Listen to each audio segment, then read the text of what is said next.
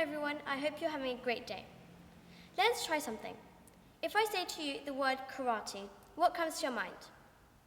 Maybe violence and people smashing people to the floor. Maybe only power and strength. Or maybe karate chops and kias. Or maybe just a martial art or a ninja sort of thing. Well, I see. Let me guess, you think it's a boys thing. Well, I can tell you that now, it's not. Girls can do it too. I'm a living and breathing proof of that by the name of Alix, 11 years old. Anyone can do karate. You think that karate is a martial art, which must mean it's violent. It's most certainly not. Karate teaches you loads of different qualities like control, discipline, etiquette, and leadership. I started karate when I was in reception, because my brother was doing karate, and it looked very cool, and not many girls did karate. When I started, it was as an after-school club, and I couldn't help but notice I was the only girl there, but that didn't stop me from doing it. One day, the teacher, called a sensei, called me a tomato jokingly. I don't exactly remember why. Maybe I blushed a lot, or maybe I was running fast. Well, it's something silly anyhow. But I didn't like that at all, so I decided I would never ever do karate again. Never.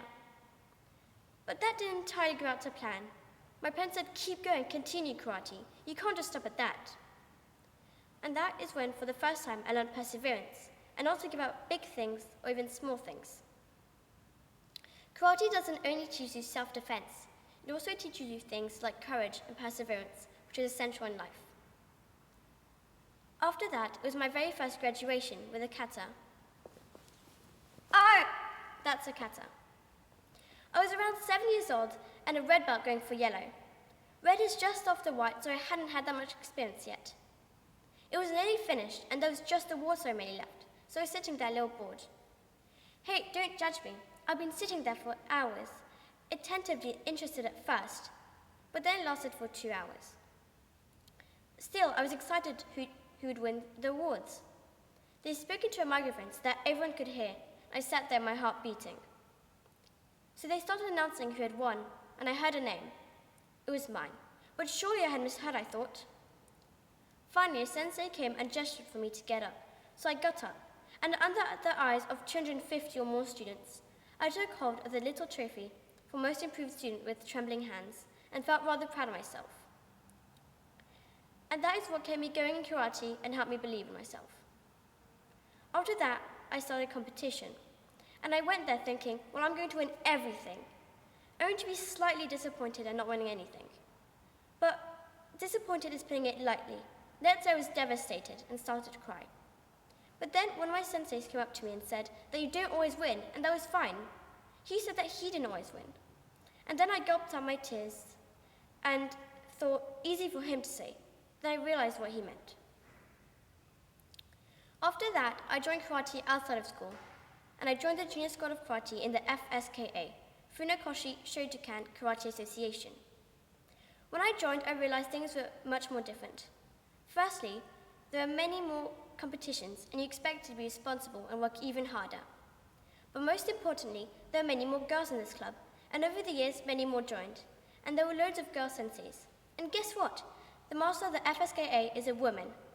She is called Renshi Debbie and is a black belt with 6 stands. For now. She has the title of Renshi because she's very high in level in karate, and she pushes girls to do karate. She even has her own charity called Action Breaks Science, of which the main purpose is to encourage girls all around the world to do karate. She also helps poor girls in India and loads of other countries to do self-defense. One day after training, one of my senseis, Sensei Simona, came up to us and said, "Girls, don't be cute, be fierce." Of course, I thought nothing of that first. What does that even mean? But then I realized its truth. Girls all around the world are expected to be cute and perfect, but what nonsense. Girls and women out there, don't be cute, be fierce. In magazines, girls are mostly pictured as sweet little things that can do nothing but smile. In fact, we can do anything. In adverts, we're not depicted as the clever, fierce, persevering people we are. In fairy tales such as Rapunzel, we are shown as if to live, to survive, we need a man to help us, to save us, that we can't stand on our own 2 feet. Of course, nowadays, these things have changed, but we can't help seeing some of this in everyday life. Girls and boys, women and men, we can do anything we set our heart to. But to do that, we have to be persevering, accepting of our mistakes and learn from them, being fierce and always keep going. Of course, fierce might make you think of being mean or angry, but it's much, much more than that. It's about fighting for who you are and what you believe in. So girls, what are you waiting for? Your time to belt up.